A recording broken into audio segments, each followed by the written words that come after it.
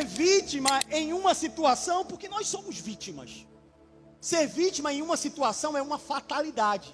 Agora, carregar um espírito vitimista é uma mentalidade. É por isso que a palavra vai dizer que aquilo que nós pensamos, também nós nos tornamos. Não atribua a Deus a responsabilidade pelas tuas crises, se você não entregou para Ele o controle da tua vida. Você está aí?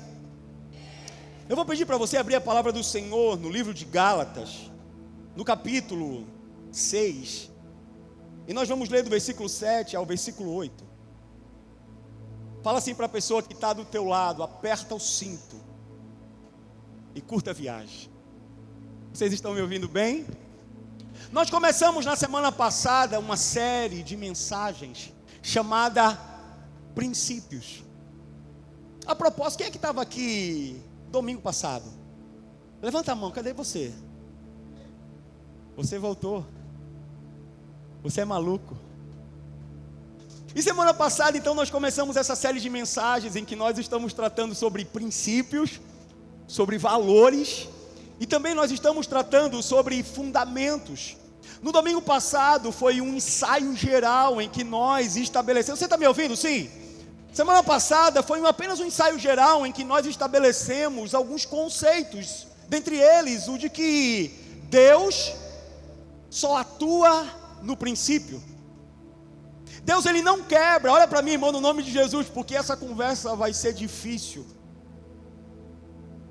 mas vai ser edificante. Me ajuda a pregar nessa noite, pelo amor de Deus. Sabe, um dos conceitos que nós estabelecemos a respeito de valores, princípios e de fundamentos é de que Deus, Ele só atua no princípio. Deus, Ele não quebra os princípios por Ele estabelecidos. Sabe, Deus, Ele joga, se eu posso utilizar essa expressão, e a grosso modo, sabe, Ele trabalha dentro das 4 linhas. Nós também estabelecemos de que aquilo que nós fazemos, olha para mim, irmão, descumprindo princípios, sabe, tudo que nós fazemos descumprindo valores e fundamentos tem prazo de validade. Não é quando, não é se vai dar problema, é quando vai dar problema. Amém? Você está aí? Então, no domingo passado nós estabelecemos alguns fundamentos, nós estabelecemos alguns conceitos, dentre os quais, de que no reino de Deus, nós não podemos quebrar princípios, justificando estar fazendo em nome de Deus. Por quê, pastor? Porque Ele não vai aceitar o fruto de um princípio que nós quebramos. Vários conceitos e vários fundamentos nós fomos estabelecendo, dentre os quais, de que no Evangelho, olha para mim, no Evangelho não vale tudo. No Evangelho podem todos, mas não pode tudo. Você está comigo? Estabelecemos um princípio inédito, nunca visto, uma frase nunca dita, de que o certo é o certo. O certo é o certo e ponto. Sabe, nós estabelecemos o entendimento de que quando uma verdade ela se estabelece, tudo aquilo que é falso se autodenuncia. Então, diante da verdade, não há argumentos, nem fatos, nem justificativas. Sabe, nós combinamos, nós fizemos aqui um acordo no domingo que passou. Você fez um acordo comigo. Nós estabelecemos que no ano de 2024, olha para mim, nós não iríamos quebrar princípios para viver prazeres, amém? Nós estabelecemos que no ano de 2004, nós não iríamos quebrar princípios para manter pessoas, amém? Nós estabelecemos que no ano de 2024 nós não iríamos quebrar princípios para manter relacionamentos tóxicos, amém? Nós estabelecemos que no ano de 2024 nós não iríamos quebrar princípios para viver promessas, amém? Porque a vida é um sopro. A vida é um sopro. E por fim nós estabelecemos o entendimento de que, olha para mim, Deus, Ele me recebe do jeito que eu estou, mas Ele não aceita a maneira ou a forma como eu me encontro. Porque quando nós aceitamos, nós estamos validando um comportamento. Então você chega nesse lugar carregando mentiras, e você sai desse lugar sendo transformado, e não sendo mais aquele que conta mentiras, mas aquele que caminha em verdade, amém? Você está comigo? Quem saiu domingo daqui chateado e brabo? Quem saiu aqui domingo com vontade de cometer um pastoricídio? Me ajuda a pregar. Fala para a pessoa que está do teu lado: irmão, só vai piorar. Fala com mais convicção: só vai piorar. Porque nós estamos tratando sobre princípios e valores. Fala para ele: princípios e valores. E não os teus princípios e não os teus valores. Fala para ele: mas os princípios e os valores da palavra. Não os nossos fundamentos, não os nossos pensamentos, não os nossos sentimentos, não as nossas opiniões, mas os princípios, os valores e os fundamentos da palavra. Porque entre o que você pensa e o que a palavra diz, eu fico com o que a palavra diz. Você ainda está aí? Fala assim comigo: princípio da autorresponsabilidade. Irmão, no nome de Jesus, me ajuda a pregar. Fala para a pessoa que está do teu lado: assuma a sua responsabilidade.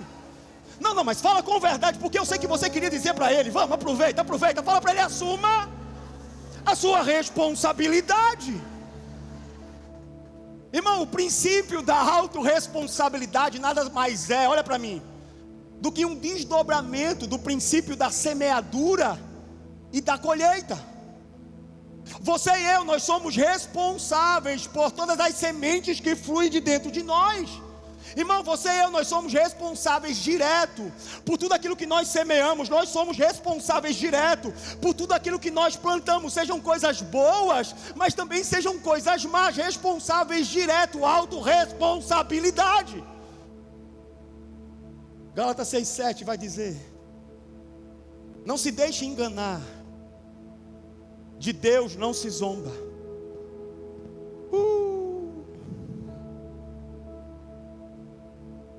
Pois o que o homem semear, isso também colherá. Quem semeia para a sua própria carne, da carne colhe destruição.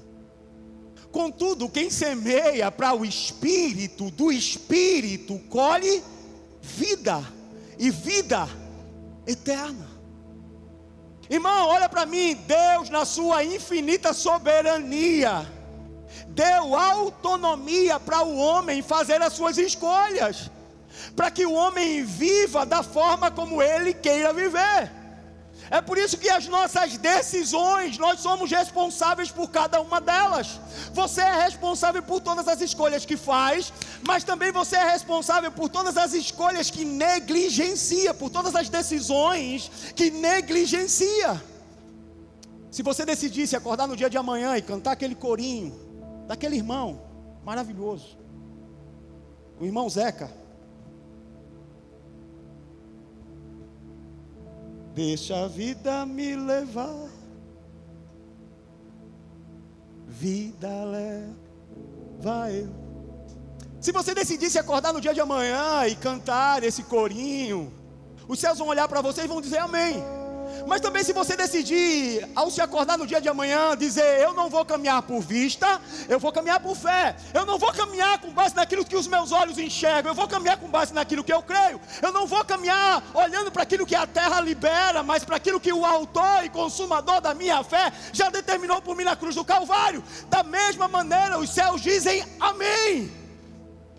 Existe uma soberania ativa da parte de Deus, mas também existe uma soberania permissiva da parte de Deus. Tem respostas dos céus para mim e para você. Olha para mim, irmão, porque essa mensagem ela mexeu demais comigo no secreto. Aliás, antes de pregar essa mensagem para você, você precisa saber que Deus ministrou o meu coração no secreto, irmão. Então, a espada que corta aí, cortou aqui também, amém? Estamos juntos no mesmo barco, amém? Ninguém é maior do que ninguém, nem menor do que ninguém, amém? Você precisa ouvir e eu também preciso ouvir, amém? Nós precisamos entender que os céus, eles se movem, eles correspondem, eles são respostas a partir dos nossos movimentos, das nossas ações. Irmão, Deus não cura quem não quer ser curado. Deus não liberta quem não quer ser liberto. Deus não enche uma casa de prosperidade que não queira viver prosperidade. Porque Deus não muda o que você tolera. Deus não muda o que você aceita. Sabe, Deus, Ele olha para mim, Ele olha para você e Ele diz: é desse jeito que você quer viver, é dessa maneira que você quer se mover, então amém, eu não toco, eu não mexo, eu não faço, porque é dessa forma que você quer. Porque Deus não muda aquilo que eu aceito, Deus não muda aquilo que eu tolero. Provérbios 24:12 diz: não fuja da responsabilidade, dizendo: não sabia o que estava acontecendo. Porque Deus conhece os teus pensamentos. Ele sabe muito bem o que se passa no seu coração, e dará a cada um a recompensa merecida pelos seus atos. Irmão, olha para mim, nós seremos responsabilizados em relação a tudo aquilo que nos cerca. Você e eu, nós seremos responsabilizados em relação a tudo aquilo que nos envolve, na medida das nossas ações, nem mais, nem menos, na medida daquilo que nós propusemos, na medida daquilo que nós nos movemos. Porque tudo aquilo que o homem semear, olha para mim, certamente colherá. Tudo aquilo que o homem semear, certamente colherá. A semente que está sendo gerada hoje vai ser o fruto de amanhã. As convicções de hoje, a postura de hoje, o entendimento de hoje, os valores de hoje, os princípios de hoje serão aquilo que nós vamos ter que desfrutar no dia de amanhã. As convicções, a postura, a palavra liberada no dia de hoje vai ser justamente aquilo que vai nortear o nosso futuro amanhã. É ingenuidade. É ingenuidade plantar manga achando que vai colher uva, irmão, pelo amor de Deus. É ingenuidade caminhar em incredulidade, querer viver milagres, é ingenuidade. É ingenuidade se mover em mentira e querer colher verdades, é ingenuidade, porque tudo aquilo que o homem semear, certamente colherá. É o princípio da semeadura e o princípio da colheita. Causa e efeito, ações que geram reações. Você e eu colheremos exatamente a natureza daquilo que nós semeamos. Eu estou muito bravo hoje. Está tudo certo. Deixa eu respirar. Nós vamos colher exatamente a mesma natureza daquilo que nós plantamos. Olha para mim, irmão. O homem, e eu estava conversando com a pastora Liana a respeito dessa frase. Ela disse: eu não entendi o que ele falou. O homem é livre para fazer as suas escolhas, mas ele não é livre para escolher as consequências da sua escolha. Irmão, é temera. Eu vou repetir essa frase. A minha esposa não entendeu, mas você entendeu, amém?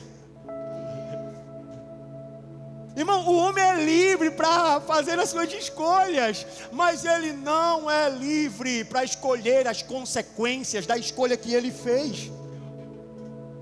É temerário, para não dizer irresponsável, achar que as minhas escolhas não vão gerar impacto na minha vida natural, mas também na minha vida espiritual.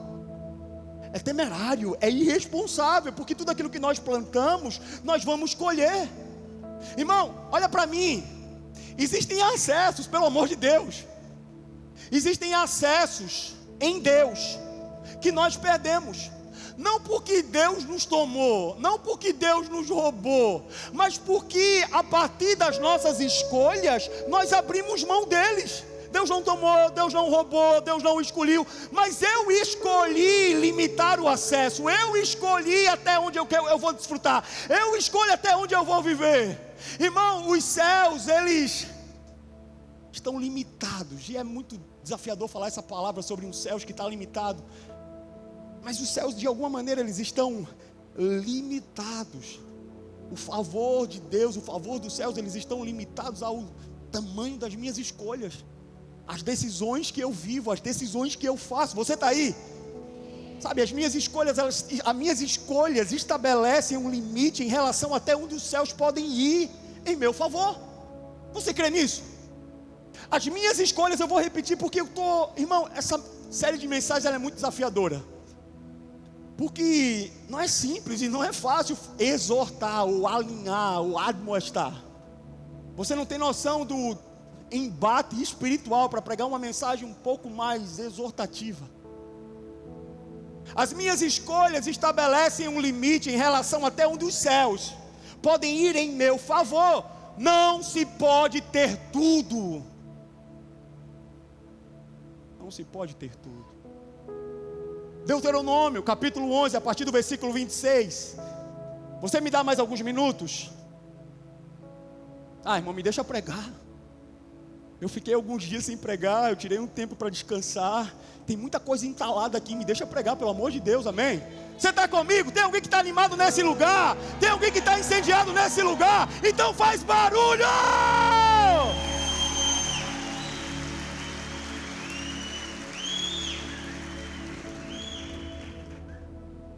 Prestem atenção, diz a palavra. Hoje ponho diante de vocês a bênção e a maldição.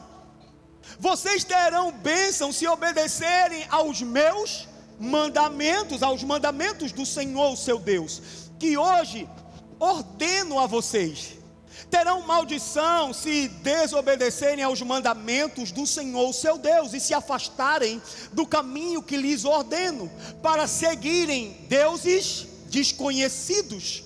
Sabe, Deus ele está diante de Deus está diante de um povo, e esse povo tem duas opções. E a escolha que esse povo fizer, vai ser a escolha que esse povo vai viver. Você tem diante de você a bênção e a maldição, duas opções. O que você vai escolher? Porque a sua escolha vai determinar o tipo de vida que você vai ter que viver, vai ter que enfrentar. Irmão, temos diante de nós escolhas o tempo todo, sim ou não? O tempo todo, gente. Decisões em todo tempo. Responsabilidades inúmeras.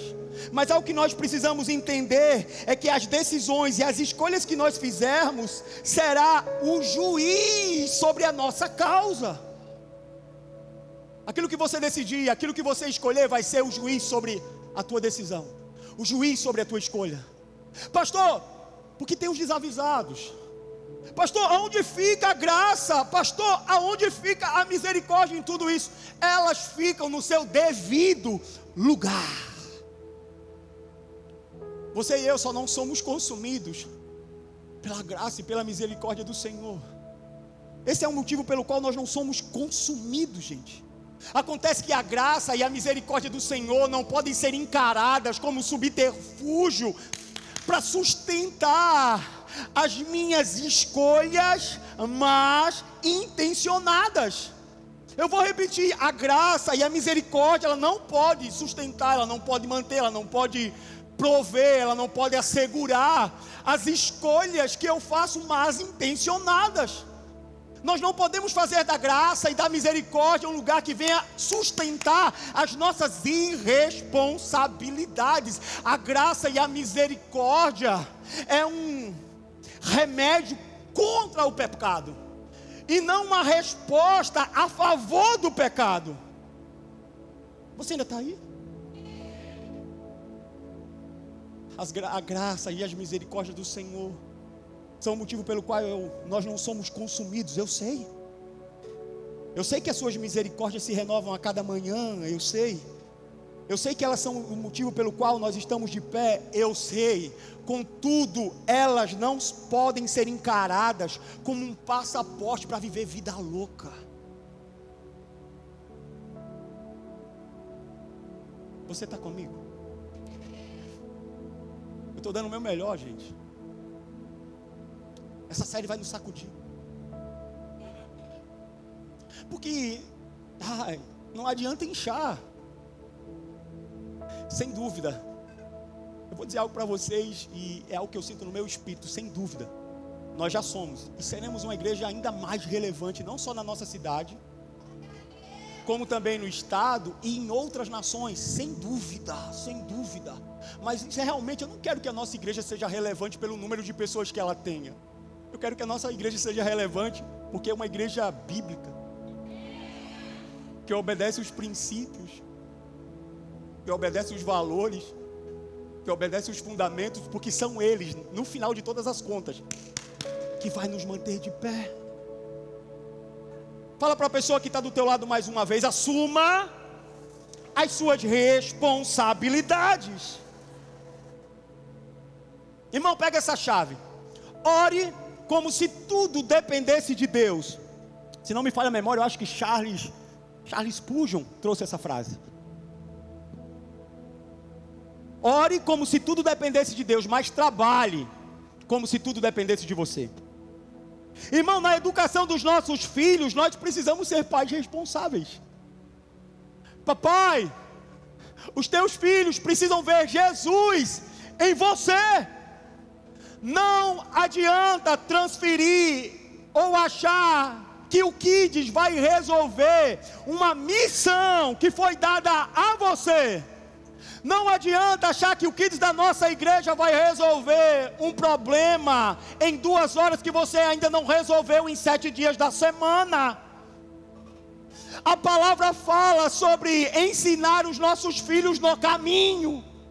E no caminho, mesmo depois de velho, eles não vão se desviar dele. Ou seja, a palavra fala sobre pais apontando o caminho, direcionando no caminho, estando com eles no caminho, e não os deixando sozinhos no caminho, nem tampouco transferindo a responsabilidade que cabe a nós, pais. A palavra fala que os nossos filhos, isso é lindo demais, gente, os nossos filhos são como flechas nas mãos do arqueiro, do guerreiro, do valente, nas nossas mãos. Existem responsabilidades. Nós precisamos, por exemplo, sermos responsáveis em relação ao nosso casamento. Eu vou repetir: nós precisamos ser responsáveis em relação ao nosso casamento. A palavra fala: maridos, cadê você? Cadê os máximos dessa igreja? Ainda bem que você veio. A palavra fala sobre maridos, esposos, amando a sua esposa, como Cristo amou a igreja, a ponto de se entregar por ela. A responsabilidade é sua. Mulheres, Shine, você também não, você não podia ficar de fora. A palavra também fala para você, maravilhosa, que você deve ser responsável ou ser submissa. E quando eu falo sobre submissão, veja bem, não é escravidão, não é autoritarismo, não é algo pejorativo. Cuidado, hein, marido. A palavra fala sobre as nossas esposas, as esposas serem submissas aos seus maridos, como que ao Senhor. A responsabilidade de fazer com que o nosso casamento dê certo é nossa. Só um amém. É nossa. Aleluia. E você que está solteiro, aproveita. É agora que nós vamos casar você. A palavra também te enche de responsabilidades. Aliás, a palavra vai dizer que você, enquanto está solteiro, cuidado, viu, meu amigo? Não posso falar o que eu pensei. Não vou falar, não vou. Oh, Jesus, você que está solteiro, para de correr atrás de piriguete, espera pela esposa que Deus tem para você.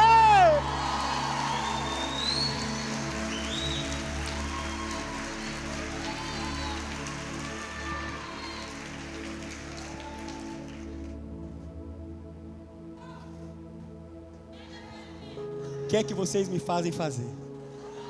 Aí vai ter gente saindo da igreja. Sabe, nós precisamos ser responsáveis no nosso compartilhar.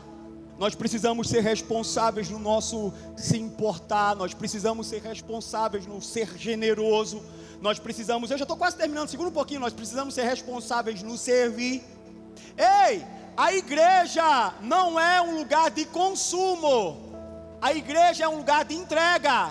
porque nós não estamos vendendo aqui um produto. Aliás, você é o sacrifício vivo, santo e agradável a ser entregue no altar. Então para de confundir, porque aqui não é mercado, aqui é reino.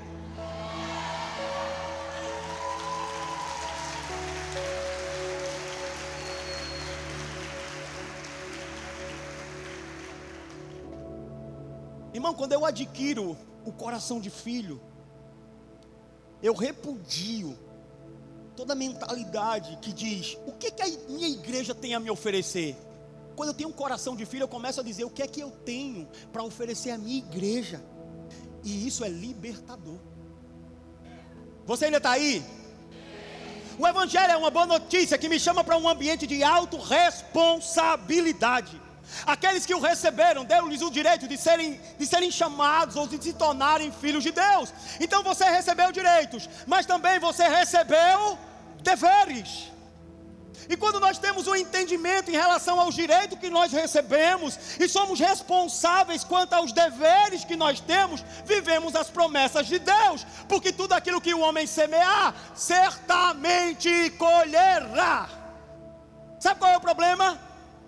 É que nós usamos esse princípio da semeadura e da colheita só nas finanças, mas não é só nas finanças, é em tudo aquilo que nos envolve, em relação a tudo aquilo que nos cerca. Irmão, quem semeia paz, colhe paz. Ainda que tudo lá de fora esteja quebrando pau, uma guerra, do lado de dentro eu estou sereno. Agora quem semeia tempestade, também colhe tempestade. Você ainda está aí? Provérbios 23:7 diz: assim como o homem pensa, ele é. Assim como o homem pensa, ele é. Sabe qual é o problema? É que nós culpamos a todos e a todos quando as coisas elas não saem da forma como nós queríamos, quando na verdade precisaríamos ser responsáveis em relação à construção da nossa história. Irmão, quem procura culpados nunca se vê como resposta.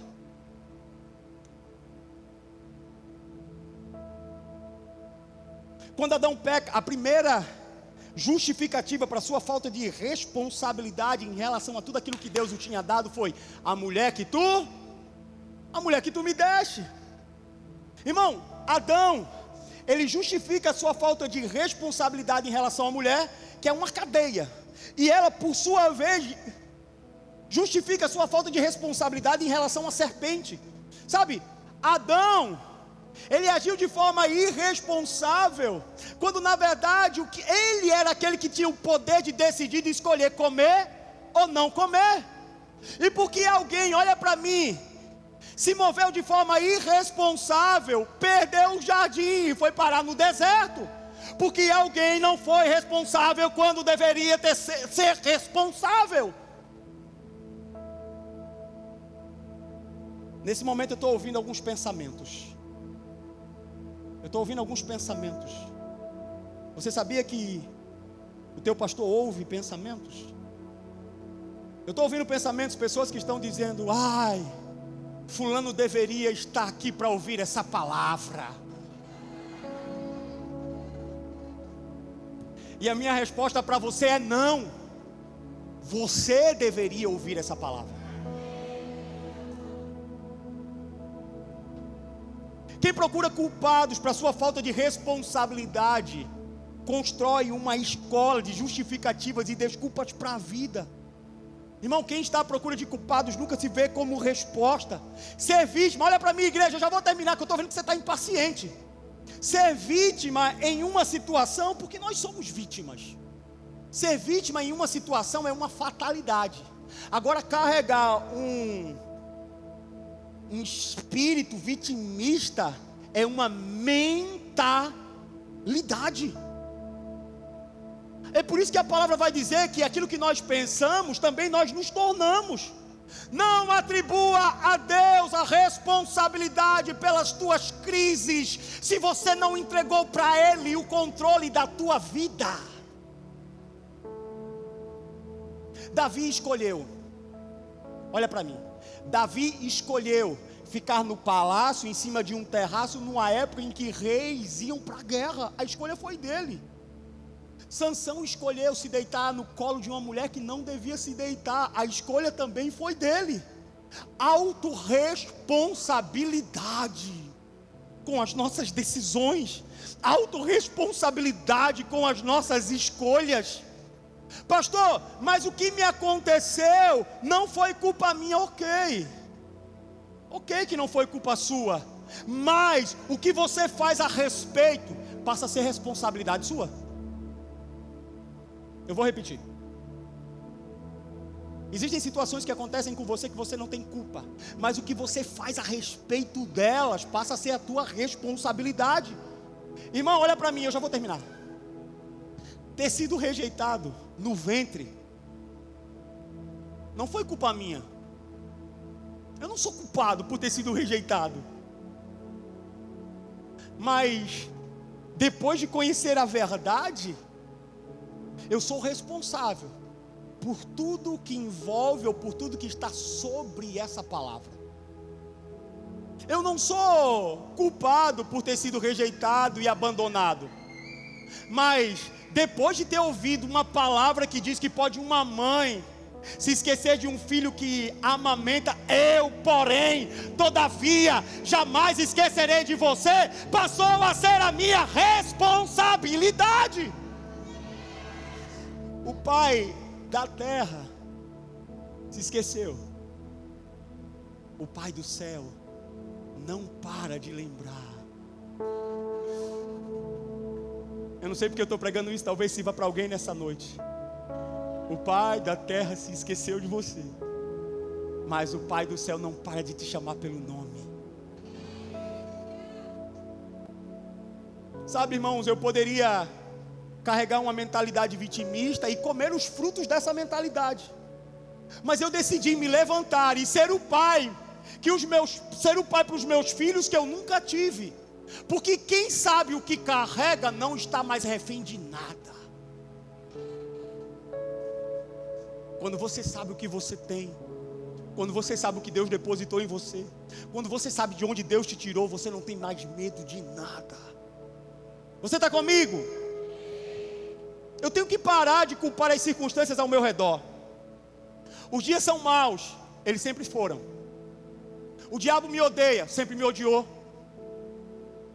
O inferno me persegue, ele sempre nos perseguiu. Mas também o nosso Deus nos ama e nos ama incondicionalmente. A palavra fala que Ele carrega a vida e vida eterna. A palavra me diz que Ele é o príncipe e o príncipe da paz. A palavra me diz que você e eu nele, nós somos mais do que vencedores. Eu decido me apossar das realidades dos céus ao caminhar de forma vitimista, carregando as realidades da terra. Eu assumo as minhas responsabilidades em relação a tudo aquilo que os céus têm a meu respeito.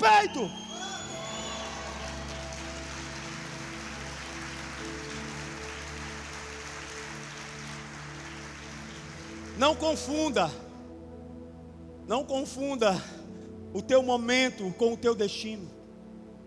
Você não é uma foto, você é um filme. Você não é uma página, você é um livro.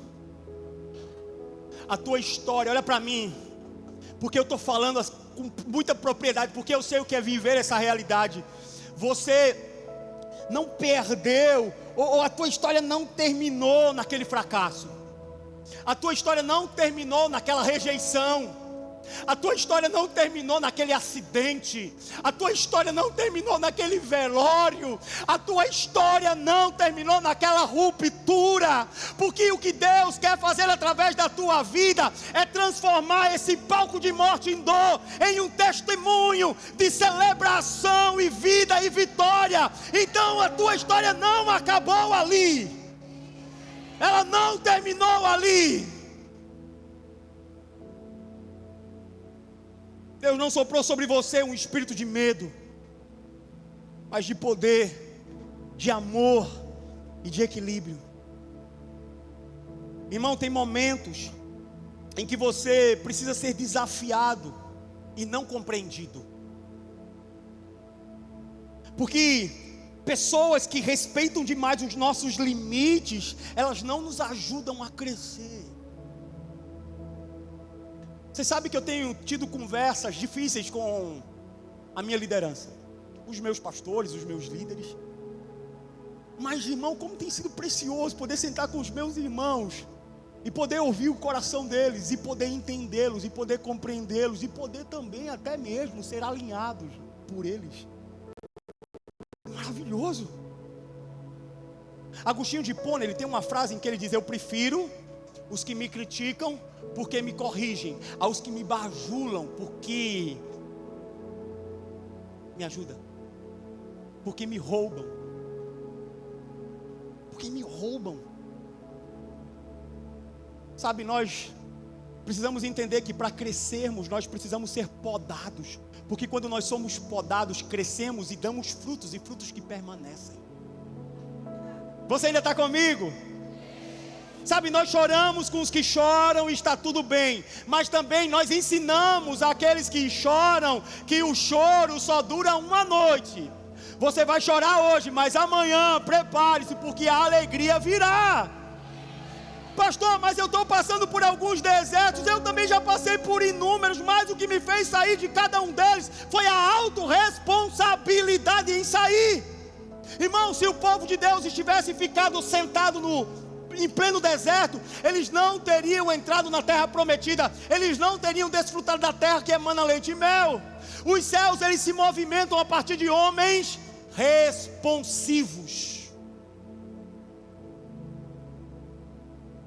Dá um sorriso só para mostrar que você está comigo. Fala mais uma vez para a pessoa que está do teu lado: assuma responsabilidade. O vitimismo, e eu já vou terminar, prometo. O vitimismo tem que dar lugar ao protagonismo. Calma. O vitimismo tem que dar lugar ao protagonismo. Sério, pastor? O meu? Claro que não. O de Deus em você, através de você e a despeito de você. Porque autorresponsabilidade não é sobre eu estar no centro da minha história. Autorresponsabilidade é sobre entregar a direção da minha vida a Ele. Isso é autorresponsabilidade. É entender que eu não tenho todas as palavras, mas Ele tem. Que eu não sei para onde ir, mas Ele sabe. Que eu não posso resolver, mas que Ele pode. Isso é autorresponsabilidade.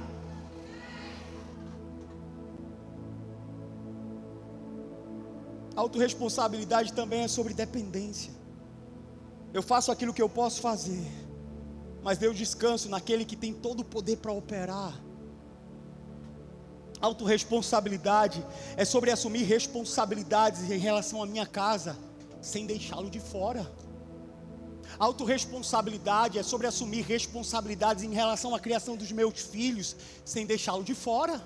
Autorresponsabilidade é sobre assumir responsabilidades em relação ao meu casamento, sem deixá-lo de fora. Autorresponsabilidade é sobre assumir responsabilidades em relação à minha fé, crendo que o meu Deus é poderoso para fazer infinitamente mais. Então eu faço tudo o que eu posso, sem deixá-lo participar até mesmo daquilo que eu posso fazer. Sabe, nós precisamos acordar mais vezes de manhã e dizer para o Espírito Santo: Espírito Santo, o que é que nós vamos fazer juntos hoje?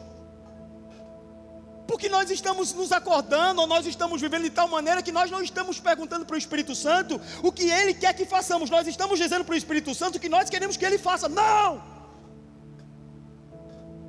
Nós precisamos acordar e perguntar ao Espírito Santo: o que é que nós dois juntos nós vamos fazer hoje? Espírito Santo, não é o que eu tenho para você, mas Espírito Santo, o que é que você tem para mim no dia de hoje? O que é que nós vamos fazer? Para quem nós vamos ser resposta? Para quem nós vamos ser mãos e compaixão e graça? Para quem, Espírito Santo? Você ainda está comigo? O louvor pode subir para parecer que está terminando, amém?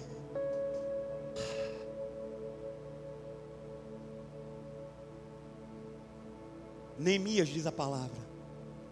E Neemias é engraçado. Eu queria muito te instruir a ler esse livro. Eu leio ele praticamente todo ano.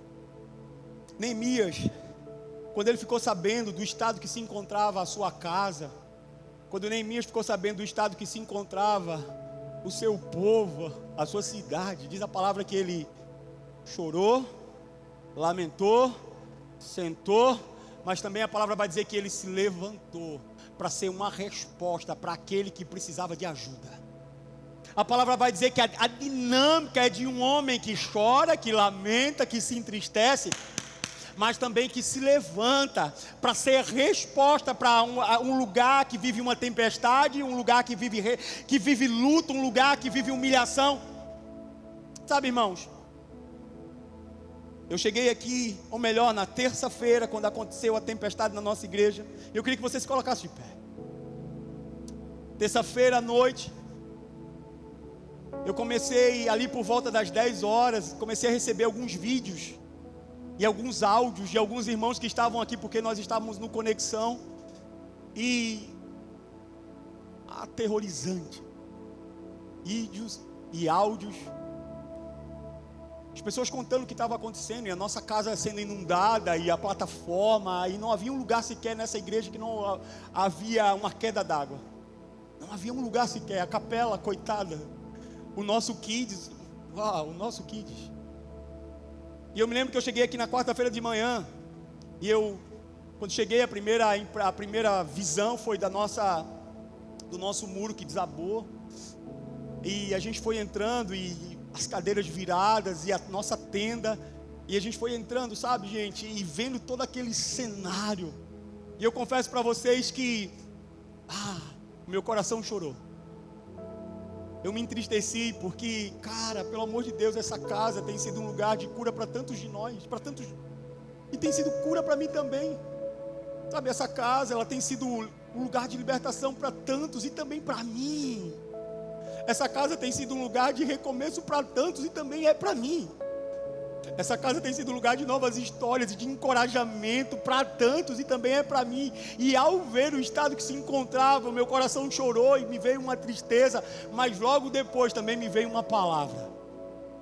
Deus falou tão forte ao meu coração e Ele disse: Sinésio, essa igreja precisa de vocês. Essa igreja precisa de vocês.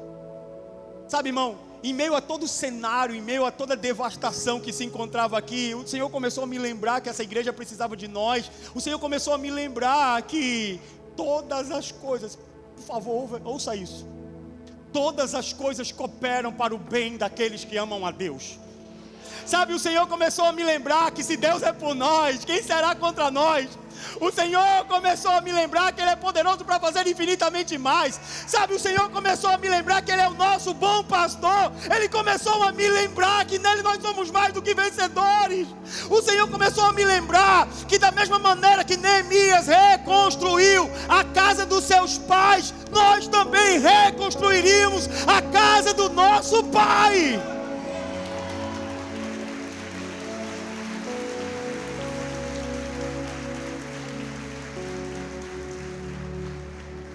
Fizemos um apelo, fomos para as redes sociais. Irmão, em menos de 48 horas, nós já estávamos com todo o valor. Segura. Daqui a pouco você vai soltar o grito na garganta. Em menos de 48 horas, nós já estávamos com todo o valor. E se não bastasse, havia um transbordo, havia um derramar, de tal maneira que nós já estávamos não só reconstruindo a nossa igreja, mas também sendo um canal, um instrumento para reconstruir outras igrejas. Agora você pode dar um brado de vitória, agora você pode celebrar o teu Deus, que não deixa faltar, que não caminha em escassez. Porque o nosso Deus é poderoso para fazer infinitamente mais, gente. Eu acabo de receber nessa noite um abraço de um pastor maravilhoso chamado Hugo. Ele tem uma igreja na Matia Velho chamada Hebron. Aleluia, vocês são demais. Sejam bem-vindos à nossa casa. E sabe, o pastor, ele me abraçou e... eu não sei se eu posso falar, eu acho que eu posso. E ele também pediu ajuda, ele também pediu socorro. O que eu quero dizer para você é que aquilo que Deus fez em nós, Ele não queria só fazer em nós, Ele também queria fazer a partir de nós, a ponto de transbordar e ajudar o Hugo e o Paulo e o Marco. Tantas outras pessoas foram ajudadas, irmão, porque o nosso Deus, Ele faz sempre mais. Esse é o teu Deus, esse é o teu Deus.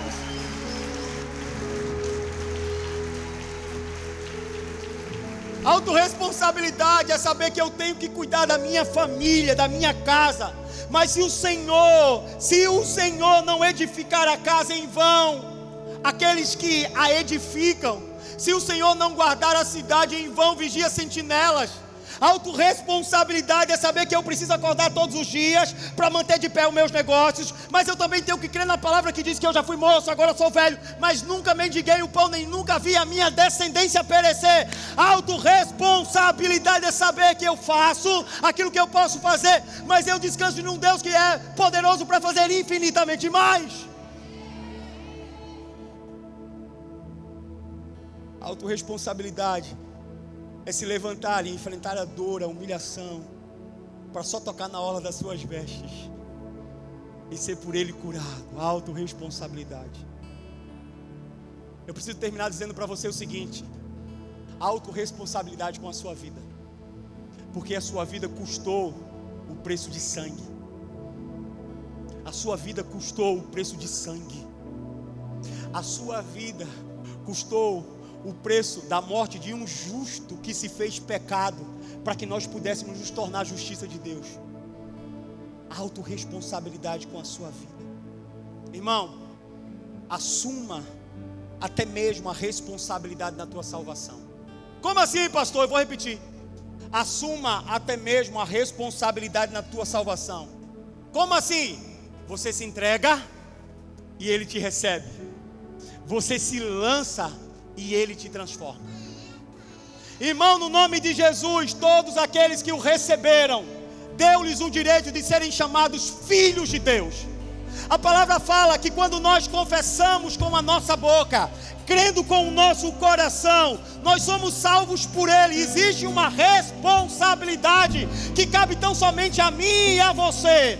Ele passa e eu toco na orla das suas vestes, e eu sou por Ele curado, sarado, liberto, renovado, vivendo uma nova história. Eu queria muito orar por você nessa noite. Muito. Eu queria pedir para você colocar a mão no teu coração.